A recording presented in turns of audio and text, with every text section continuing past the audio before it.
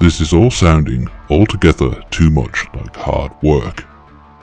A second pair of hands would be most useful, and Senku knows just the guy. So what caused all this anyway? Aliens? Well, that would certainly explain all the green. The military-industrial complex?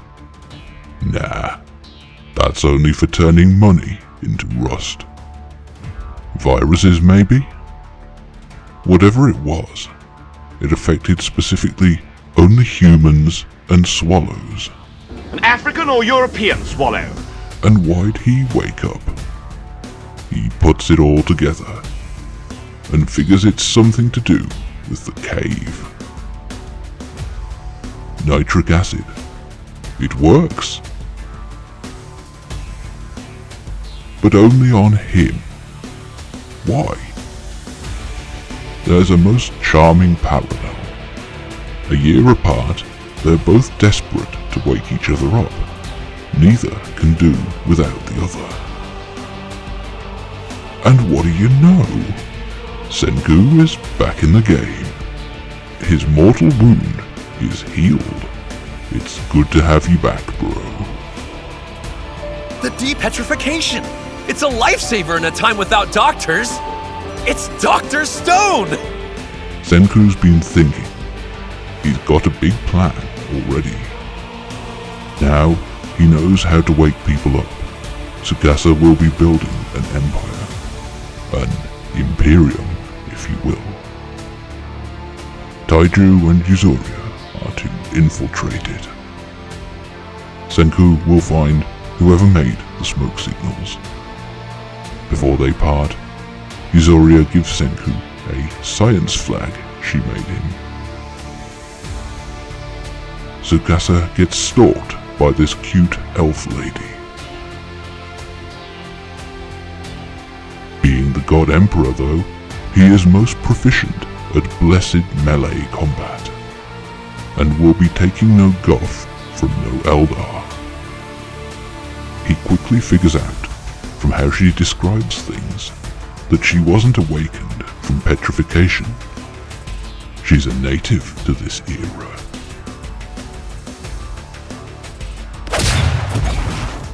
He traps her via some woodland management, and returns to the Batcave to make his own stash of gunpowder. Senku sees his chance. Does she need getting out of there with explosives? No, she assures him. They can do this the old-fashioned way. She introduces herself as Kohaku. Senku introduces the block and tackle. This episode is about assumptions. Tsukasa assumes Senku has been dealt with. The rest of the gang have to be careful to let him continue to think so. Taiju assumes, without knowing what it was, that Senku would never give up and had a plan, and was shown to be on the money. Kohaku assumed that Tsukasa was an arsehole, and more to the point, that she could take him in a fight. Whenever we try to understand something, we must always start from the assumptions we hold. One way of looking at the scientific process is as a way of figuring out which of those starting assumptions are bullshit. Sometimes we see things that would seem to show some of our assumptions are wrong and need to change. But what actually happens is that we pick the wrong assumptions to alter. For instance, in a past life, I had a chance to go to a gig by the band Pendulum. At the time, I thought it was dumb, chav shit for knuckle-dragging morons.